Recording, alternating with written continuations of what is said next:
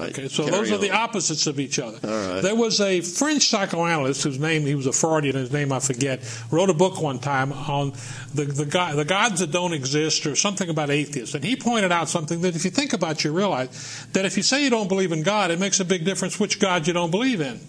Sure. Christians were considered atheists at the early years of the Roman Empire. There were something like 2,000 gods to the Romans, and Christians didn't believe in hardly any of them. 1999. You know, they were almost complete atheists. Well, what some atheists say is that when they're talking to a religious person, that we are both atheists, except that I just discard discard one more God than you do. Okay. What I'm saying is, in that level, that second stage, when you no longer believe in Santa Claus, it splits into two. Those that go back into their fundamentalist beliefs, those that go into some form of skepticism. Okay, some form. It could be atheists, skeptics, deists, whatever. But they flip. They go the other way. Okay, you just used a word I'd like to clarify. What? You said when they don't believe. How do you distinguish between belief and knowledge? Okay, this is a good question. Carl Jung was one time asked if he believed in God. He says, "I don't have to believe. I know." Okay. All right. Now, a lot of people think because of that, they want to think that Carl Jung agreed with them. Actually, that's not my interpretation of what that means. He didn't say whether he knows that there is or he knows that there isn't. Well, he didn't say that, but he knows what God is, what God means. Okay, which I do, but it's hard to explain. But let me give it a shot.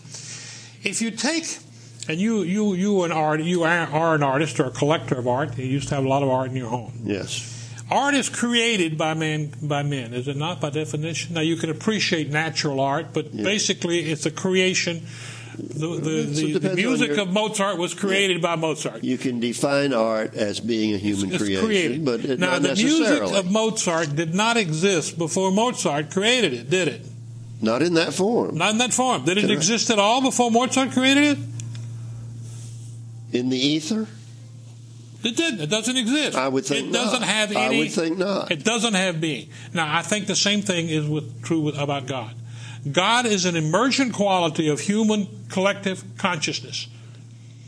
It's part of humanity that comes out. If you understand what God means, it's okay. We've had some argument recently with people who talk about Katrina being God punishing New Orleans. Remember, we had that little argument recently with seminary professor. There are people who there are some. You hear this on the radio all the time. That God was punishing New Orleans because blah blah blah blah blah.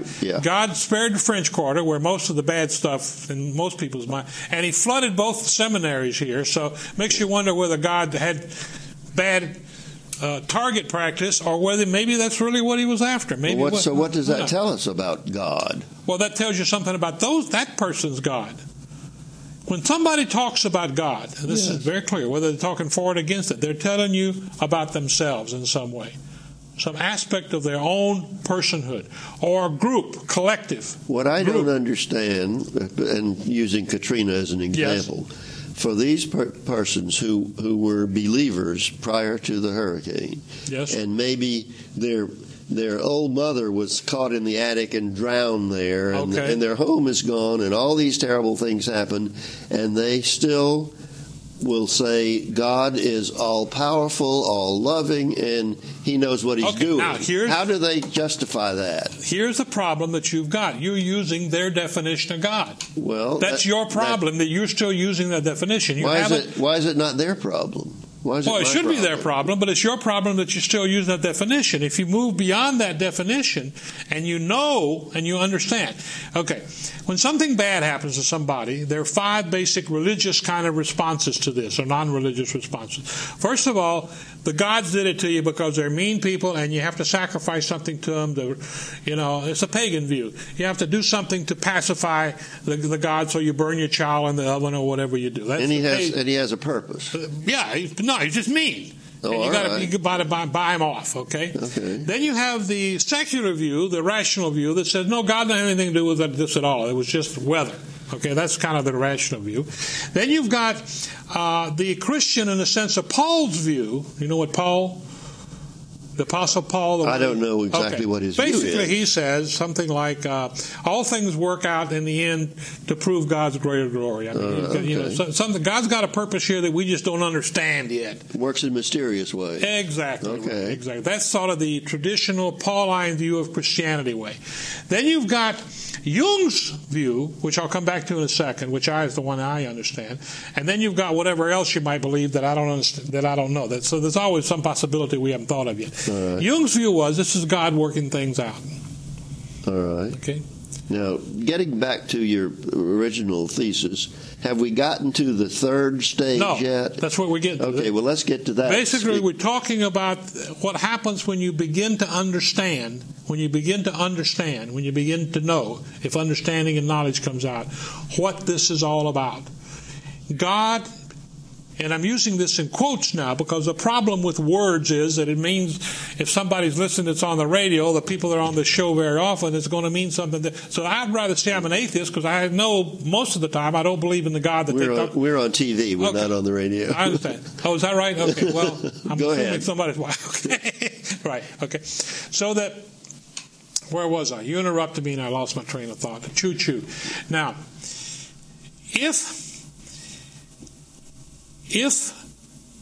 God is, let's say, if you believe in humor. Humor? Ha, Okay. ha, ha, humor. Yeah. Humor. Do you believe humor exists, Harry? Sure. Where? Where does it exist? I know it exists because people laugh. Okay, so you see the manifestation of humor. Yes. Right? So the point is not whether you believe in it. I believe in humor. There really is humor. I can prove it from a book. I read Mark Twain and I know the humor. Hey, that's not the point of it. The question is, do you have humor? Do you have a sense of humor? That's what matters, is it not? To whom? I think to anybody. It should matter whether you're funny. It should matter, not whether you have. It matters to me whether I have sense of humor. Right. I think other people could care less. But do they believe in humor? See, it's irrelevant whether they believe in humor. Okay, that's why I want you to distinguish between belief and knowledge. And that's what I'm doing. Okay. The same thing is with God. In my mind, it doesn't matter to me one twit whether somebody believes in God or not. In fact, I've had more problems with people that believe in God than the people that don't believe in God. Because I never ran into Joseph Stalin or Genghis Khan. Although he was a Christian, I think. But anyway, was Genghis Khan a Christian? Don't ask me difficult questions. Okay. Anyway, what matters is that you're godly in some sense of the word. Godly. That God is somehow operating in you as an individual. Whether you believe in Him or not, it's irrelevant. The Crusaders believed in God, and they were out there murdering people left and right and leaving blood up to the kneecaps of their horses. You're saying that they are religious. No, I'm saying they believed in God. Well, isn't that the definition of religion? Well, if you want to define it. All right, well, go ahead. Yes. There's a little trick that Christians do sometimes when you start bringing up the shortcomings of other Christians.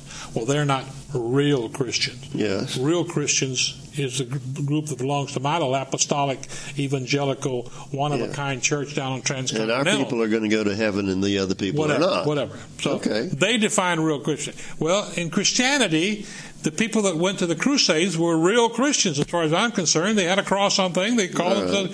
The Pope told them to go, and they went. And there was other reasons for doing that. Okay. But now, before we run out of time, go ahead. Not possible.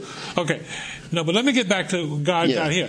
The manifestation of godliness, I should say, here in New Orleans since the storm, was not the storm. It's the people that came down here to help people down here, to fix houses. I mean, there are literally thousands of people that have come down here, middle-class people that bunk out, and I've seen them. They sleep on bunks in churches. But you're saying that it's a manifestation of godliness. Why don't you say it's a manifestation of religion?